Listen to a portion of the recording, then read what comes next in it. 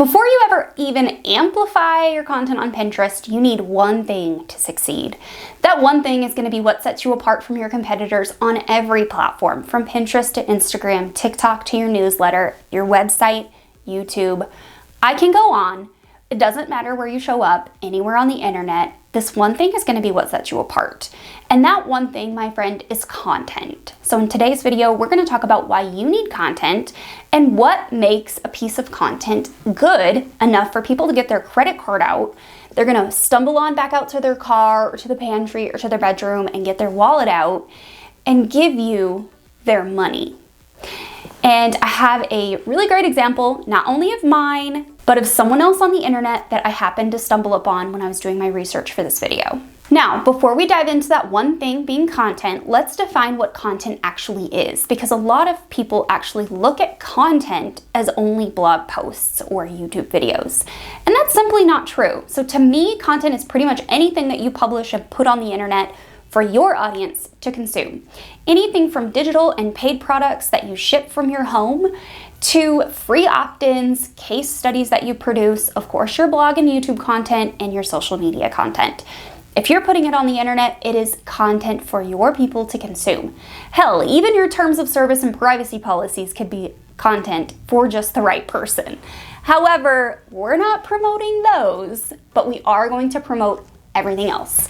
Now, before you get to Pinterest and Pinterest marketing, I truly believe that you need content, and that is going to be what sets you apart from the rest of the crowd. So let's talk about why you need content to be successful on Pinterest. Now, really the number one reason why you need content to be successful on Pinterest is because your audience, the majority of it, the great majority of it, is not ready to purchase when they first find you. If you are only promoting your products on Pinterest, chances are you're missing out on a huge opportunity for everyone else who is looking to solve the problem, but still in search of the solution. You can't just promote the solution and hope that they all come. It does not work. So let's talk about how to create content in a way that is valuable, that brings people further down the funnel. Now, in this very first example, this is mine. This blog post brings me quite a lot of traffic. I still get views on this YouTube video quite regularly as well. Because the blog post does well, the YouTube video still continues to get recommended in the feed. And that blog post and YouTube video is Pinterest ads versus Facebook ads. In this piece of content, which I rank number 2 on Google right now for, I am detailing the difference between both platforms. Pinterest ads versus Facebook ads, which is better? Question mark. The search intent for that is someone wanting to know which platform is better for me to spend my money on as far as advertising goes. And in that piece of content, I go on to break down the differences in each platform and why customers are on each platform. I also go into detail around average cost at the time of creating that video. Now that video is now 2 years old and I'm currently in the process of actually updating it for current day, and I'm hoping that will bump me to spot number 1 on Google because the other person in spot number 2 published their blog post 1 day after I did 2 years ago.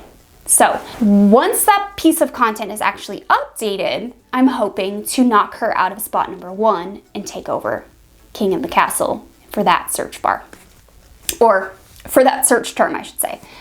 So let's talk about this. Why is this valuable and what did I do? What's one thing that I did at the end to make sure that my people stick around? This blog post is valuable because I answered the search intent. I provided value and I did not gatekeep. Notice what I said there. I did not gatekeep. It is important if you want to set yourself apart from everyone else in your crowd to not gatekeep, okay? Gatekeeping looks like being afraid to share the full, honest truth behind the piece of content that you're creating, or skimming over certain parts because you're afraid to talk about it, because if you talk about it, you might give away some trade secrets or whatever, or someone may not want to buy from you.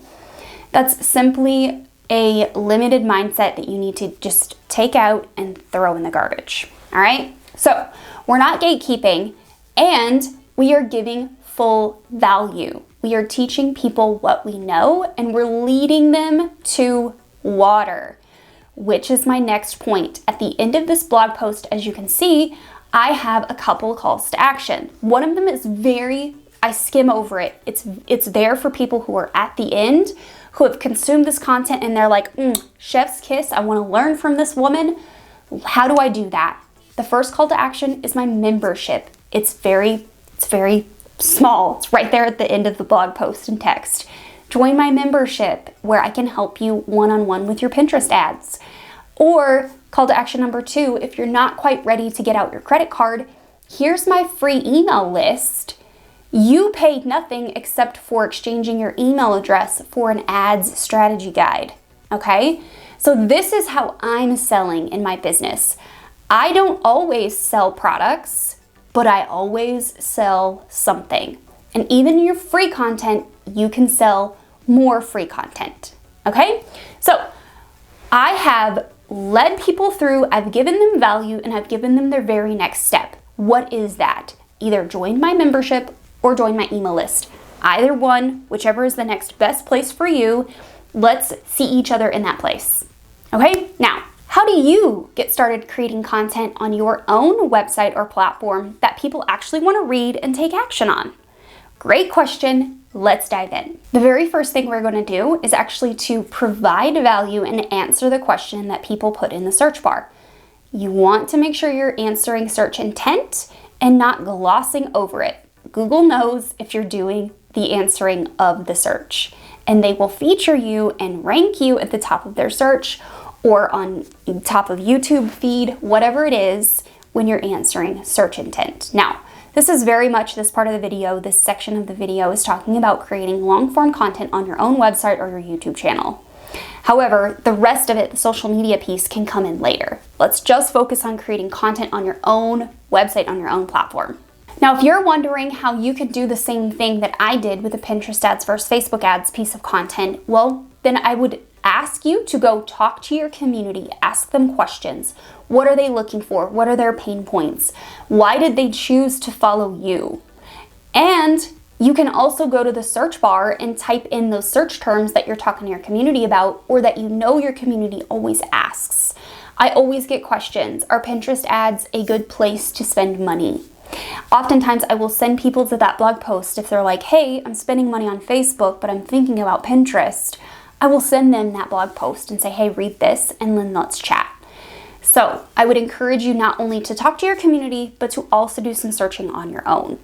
I actually have an example queued up for you. So if you would like to go through this with me, I have this full example laid out.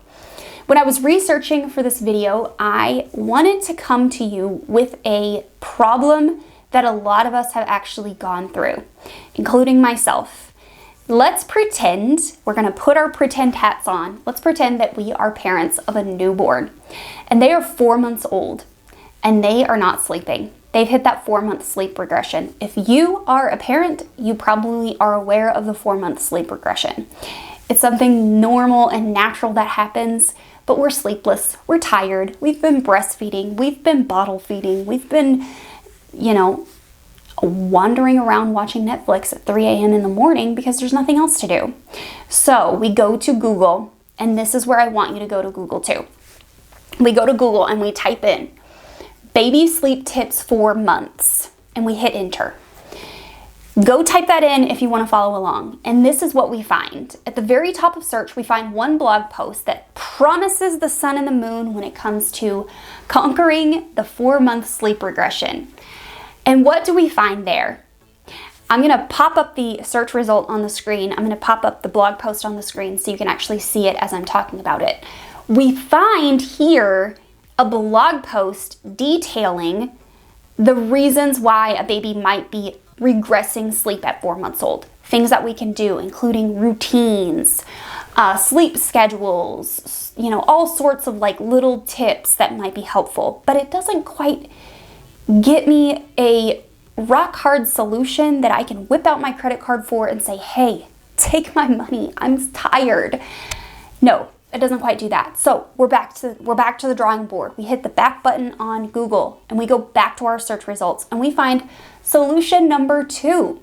Yet another blog post that's teaching me tips and tricks and hacks on the 4-month sleep regression, except this one looks different. This website looks different. And the second tip in the list is a product. Oh boy. So now we have a product and it doesn't feature an image. So when I actually came across this example, I was actually confused and I thought maybe it was an affiliate link until I realized that this company actually sells a product that can help my baby with their 4-month sleep regression. All right, we're in business. So what did we do here?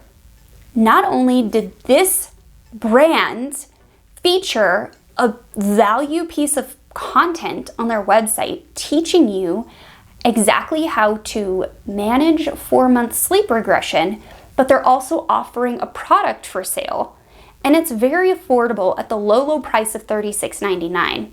I have spent way more on things that I did not need in a hurry than on this product right here. So you can see where it is kind of a good deal. You know, not only did this brand provide value, but they're also selling without selling, which is a lot of what I talk about on this channel and in my content throughout my platforms. Not only does this brand do a really great job of promoting their own products, but I think they actually undersell just a little bit. I think one thing that they could do better in this blog post is actually to feature an image of the product that they're selling and link that to the product page itself. However, this brand is doing exactly what I'm telling you to do, and that is to create value-driven content and sell your product. Lead people to the natural next step. Where do they need to go from here?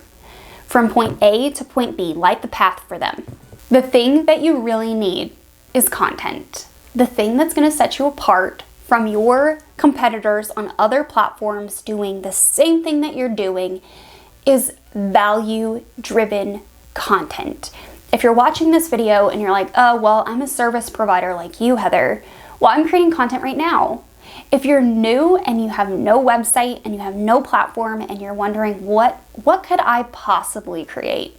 Well, the answer is simple. What problems are you solving in your clients' businesses? What tools are you using in your business or your clients' businesses? If you're an e-commerce product seller and you're like, oh, we don't have a blog, but it might be nice, then teach people how to use your product, how to choose your product, educate them on why other people chose your product. How do they use it? How do they store it? How do they clean it? All of those things are valid examples of how you could start creating content for your products and your services. If you can show up for your customer in their moment of need, in their sleepless sleep regression slumber, then I guarantee you what you're going to do is turn a simple skimmer into someone that's going to advocate for your brand, especially if you help them in that time of need. And what you did was provide value and build trust. You didn't try to dupe them in any sort of way.